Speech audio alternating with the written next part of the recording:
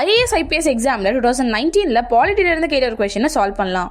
இந்தியாவில் தொலைத்தொடர்பு, காப்பீடு, மின்சாரம் மாதிரியான துறைகளில் செயல்படுற இண்டிபெண்டன்ட் ரெகுலேட்டர்ஸை, அதாவது அரசு சாரா நிறுவனங்களை யாரும் மதிப்பாய்வு செய்யறாங்கன்னு கேட்டிருக்காங்க. இதுக்கான கரெக்ட் ஆன்சரை கெஸ் பண்ணுங்க.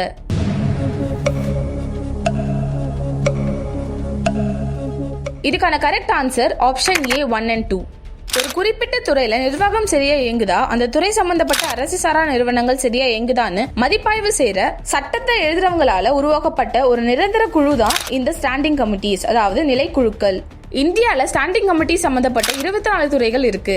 இந்த ஸ்டாண்டிங் கமிட்டிஸோட உறுப்பினர்களா எம்பிஸை தான் தேர்ந்தெடுப்பாங்க. நிறுவனங்கள் சரியா வேலை செய்யுதா, நம்ம அரசியல் அமைப்புக்கு உட்பட்டதா இருக்கான்னு மதிப்பாய்வு செய்யறதுக்காக ஆடாக் கமிட்டிஸையும் பார்லிமெண்ட் உருவாக்கி இருக்காங்க.